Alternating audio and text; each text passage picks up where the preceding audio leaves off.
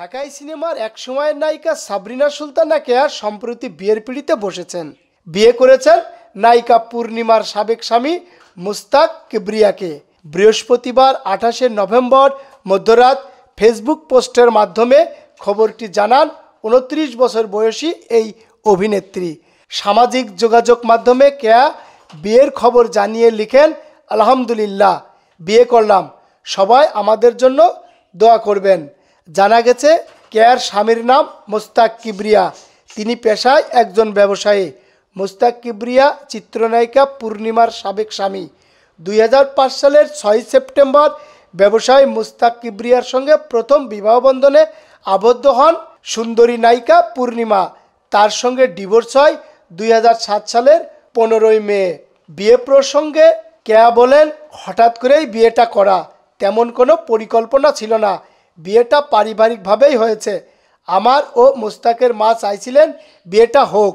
দুই পরিবারের ইচ্ছাতেই বিয়ে হয়েছে। সবাই আমাদের নতুন সংসার জীবনের জন্য দোয়া করবেন, যেন বাকিটা পথ একসঙ্গে পাড়ি দিতে পারি। প্রেম নাকি পারিবারিকভাবে বিয়ে হয়েছে জানতে চাইলে কেয়া বলেন, সম্পূর্ণ পারিবারিকভাবে বিয়ে হয়েছে।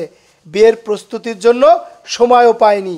বিয়ের সময় শুধু দুই পরিবারের ঘনিষ্ঠজনরা উপস্থিত ছিলেন। প্রসঙ্গত, মন্তাজুর রহমান আকবর নির্মিত কঠিন বাস্তব সিনেমার মাধ্যমে বড় পর্দায় পা রাখেন সাবরিনা সুলতানা কেয়া। এরপর টানা সিনেমায় অভিনয় করেন। নায়ক হিসেবে পান mega star Manna, martial art Rubel, Amin Khan, Riaz, Ferdous এবং মেগা স্টার শাকিব খানদের মতো তারকাদের মাঝে পারিবারিক কারণে লম্বা বিরতিতে যান কেয়া। এরপর 2015 সালে ব্ল্যাক মানি দিয়ে আবারও পর্দায় ফেরেন নায়িকা। বর্তমানে তার অভিনীত বেশ কিছু সিনেমা প্রেক্ষাগৃহে মুক্তির অপেক্ষায় রয়েছে। এদিকে কেয়ার অভিনীত কাঠগোলাপ দেশে সেন্সরজনিত কারণে আটকে রয়েছে। তবে সিনেমাটি বুলগেরিয়া, ভারত, আমেরিকা সহ বিশ্বের নানা চলচ্চিত্র উৎসবে অংশ নিয়ে সর্বমোট 8টি পুরস্কার জিতেছেন।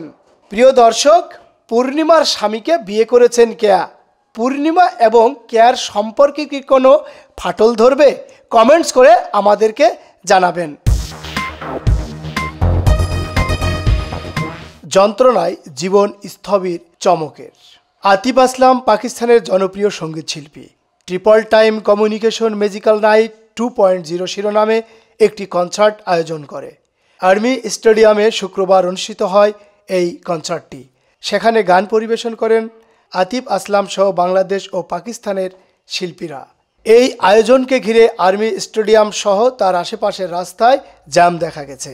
এই ঘটনায় আক্ষেপ প্রকাশ করেছেন ছোট পর্দার জনপ্রিয় অভিনেত্রী রুকাইয়া জাহান চমক।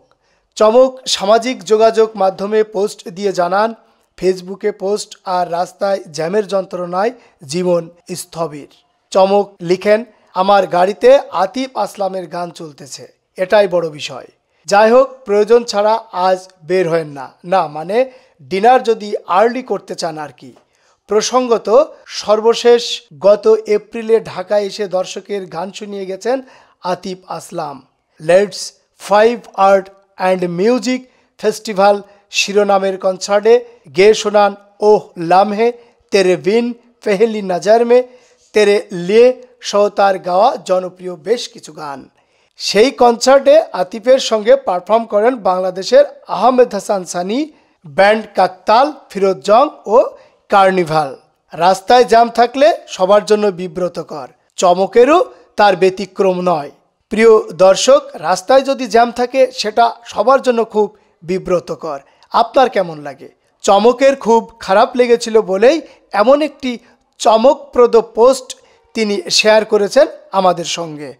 সবাইকে ধন্যবাদ। আমরা আবারও হাজির হব নতুন কোনো সংবাদ নিয়ে।